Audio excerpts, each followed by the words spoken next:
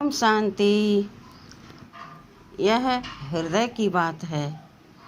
जो लोग उपवास रखकर पूजा पाठ जप तप व्रत करते हैं वो लोग इस वीडियो को ज़रूर देखें और समझें सुनें, फिर निर्णय लें। देखिए, उपवास का अर्थ क्या है। उप और वास, परमात्मा के निकट हम रहकर उनका स्मरण करें। सदा यह स्मृति में रहे कि हम भगवान के पास हैं।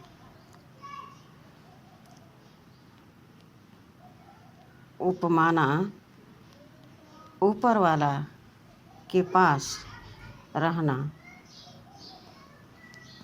उपवास। लेकिन कई लोग क्या करते हैं, अन्न जल का त्याग करते हैं, हठ करते हैं कि हमें भगवान का साक्षात्कार हो जाए, भगवान के दर्शन हो जाएं। हकीकत तो यह है कि कहीं पर भी किसी वेद शास्त्र में यह नहीं है और न किसी संत महात्मा गुरु ने इस बात को दर्शाया है। लेकिन जिनकी भावना जैसी है वो वैसा नियम अपनाते हैं। आज भगवान स्वयं सबके सामने आकर उपस्थित हुए हैं। आवश्यकता है अपने आप को समझने की, पहचानने की, और जब हमारे में शक्ति आएगी तब हम भगवान को पहचान सकेंगे। इसी के लिए भगवान इस धरा पर आए हैं और यही संदेश हर एक आत्मा से कह रहे हैं कि तुम सबको सुनाओ। तुम्हें जो पहचान मिली, जो परिचय मिला, वो औरों को सुनाओ कि तुम कौन हो, तुम्हारा घर कहाँ है, तुम्हारा पिता कौन है, तुम्हारा कर्तव्य क्या है, फिर तुम्हें जाना कहाँ है।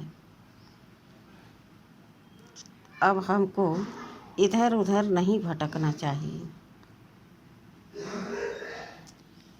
भगवान हमारा है और हम भगवान के हैं। जो लोग ऐसा नियम अपनाते हैं व्रत करने का, तो करते हैं सप्ताह में 2 बार, तो अच्छी ही बात है कि उनके शरीर की शुद्धि हो जाती है, सफाई हो जाती है और पाचन तंत्र थोड़ा आराम करने के लिए समय पा जाता है। लेकिन बराबर नियम से यह चलता रहे तो शरीर का स्वास्थ्य भी कमज़ोर पड़ सकता है। और दूसरी बात कि जो लोग आजकल व्रत रहते हैं, पहले तो ऐसा नहीं था, लेकिन अब इतना खाते हैं उस दिन कि केवल व्रत का नाम रहता है। खुद समझ सकते हैं कि आजकल जितना व्रत का सामग्री बनती है पहले नहीं था, तो कोई फ़ायदा तो हुआ नहीं।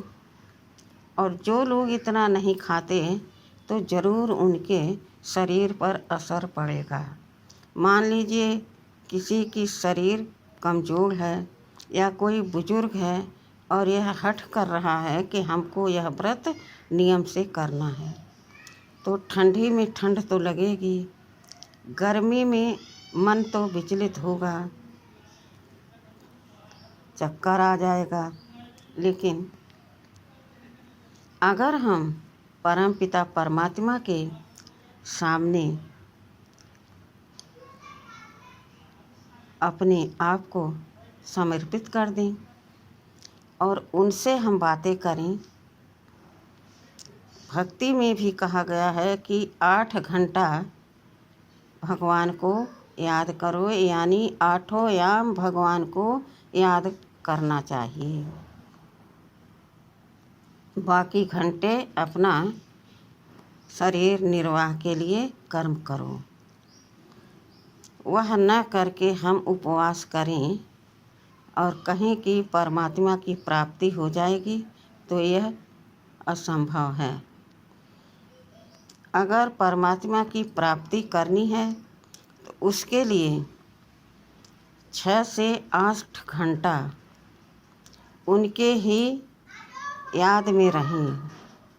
इस दुनिया का सारा जो कीचड़ पट्टी है, यह अपने मन बुद्धि से बाहर निकल जाए, यानी दुनिया की बातें याद न आए। याद आए तो एक प्रभु ही याद आए, तो भगवान की प्राप्ति हो सकती है, उनका दीदार हो सकता है और जो आप चाहते हैं वह भी मनोकामना पूर्ण हो सकती है। तो जो लोग ऐसा नियम अपनाते हैं वह ध्यान से ज़रूर इस वीडियो को सुनें और देखें। तो इस समय परमपिता परमात्मा कह रहे हैं कि बच्चे, हर समय याद करने का यह समय है। यहाँ कोई मुहूर्त नहीं है। परमपिता परमात्मा सदैव आपके साथ रहते हैं, यह उनका पार्ट है और अपने पार्ट में आपको भी साथ रखना चाहते हैं कि मेरे बच्चे मुझे याद करके अपने सारे पापों को भस्म कर निर्विकारी बन जाएं, पवित्र बन जाएं। तो कितना सहज सरल विधि है। तो क्यों हम तकलीफ़ दें अपने शरीर को, क्यों हम अन्न जल का त्याग करें। बहुत से लोग ऐसा भी करते हैं कि खाते पीते नहीं हैं, कोई तो एकदम निराजल रहते हैं, लेकिन कोई लाभ नहीं होता। कहीं कहीं देखा गया कि अहंकार भी आ जाता है कि हम तो निराजल रहते हैं, ऐसा व्रत रखते हैं, अपने अंदर अहम आ जाता है। लेकिन भगवान कहते हैं बच्चे, तुम मेरे हो, तुम अपने को पहचान, मुझे पहचानो और जो मैं कह रहा हूँ वही कर्म करो। जब ऐसा करोगे तो तुम सदा मुझे अपने साथ का अनुभव करोगे, तुम्हें भटकने की आवश्यकता नहीं पड़ेगी। फिर हम इधर उधर भगवान की पहचान मिलने के बाद भी क्यों भटकें। भगवान जब इस धरा पर आए तो साधारण तन में आए, कोई जप तप व्रत नियम देखकर नहीं आए, क्योंकि उन्हें तो अपने बच्चों को पतित से पावन बनाना है। व्रत में क्या करते हैं, आज व्रत रखते हैं तो अन्न जल का त्याग तो करते हैं, साथ साथ अपने कर्मों का भी ध्यान रखते हैं, कोई भी विकर्म नहीं करते हैं। लेकिन दूसरे दिन मनमानी भोजन भी करते हैं और गलत कर्म भी करते हैं, तो गलत शब्द भी बोलते हैं, तो गलत देखते भी हैं। तो क्या यह भगवान स्वीकार करेगा? कभी नहीं करेगा। अब एक प्रश्न आता है, बहुत बड़ी बुराई है कि हम किसी को भी बुरा भला सोचते हैं, कहते हैं, बुरा देखते हैं, और सब भगवान की रचना है। मान लीजिए कि एक व्यक्ति के साथ हमारा व्यवहार बहुत अच्छा है, लेकिन उसके संतान से हमारी हमेशा अनबन रहती है। जब वह संतान अपने पिता से मेरी शिकायत करता है तो सुनकर क्या उसका पिता खुश होगा? क्या हमें वो आशीर्वाद देगा, दुआ देगा, या हमारा साथ निभाएगा? ठीक इसी प्रकार से परम पिता परमात्मा की सभी संतान हैं, जिससे आपकी नहीं बनती है। भल गलत है वो, लेकिन है तो एक पिता के बच्चे। इसलिए एक तो मेरा भाई हुआ, और दूसरा जिस परमपिता परमात्मा से हम सब कुछ चाहते हैं, उसकी संतान को बुरी नज़र से देखते हैं, तो क्या भगवान हमारी कोई भी कर्म या प्रार्थना स्वीकार करेगा? कभी नहीं करेगा। इसी प्रकार से हमें अपने आप को समझना चाहिए, फिर कर्म, बोल, दृष्टि रखनी चाहिए, और परम पिता परमात्मा के साथ रहना चाहिए। कितना घंटा? कम से कम 6 से 8 घंटा।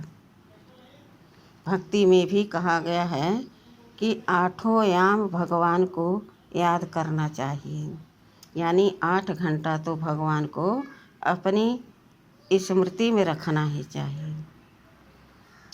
तो परम पिता परमात्मा को अगर अपने साथ रखना चाहते हैं, उनसे प्राप्ति करना चाहते हैं, उनका हम दीदार करना चाहते हैं, साक्षात्कार चाहते हैं, तो किसी भी प्राणी से हमें घृणा या उन्हें चोट पहुंचाने का स्वप्न में भी संकल्प नहीं आना चाहिए।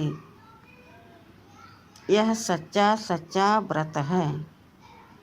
परमपिता परमात्मा के साथ रहने का सबसे श्रेष्ठ ऊंच यही व्रत है। तो सभी भाई बहन इस वीडियो को ज़रूर सुने, समझे, देखें और नियम को फॉलो ज़रूर करें, तो इतना सरल यह जीवन बन जाएगा, सुगम हो जाएगा। शांति से हम भगवान के साथ का अनुभव भी कर पाएंगे और सबको प्यार भी दे पाएंगे। ठीक है ना? ओम शांति।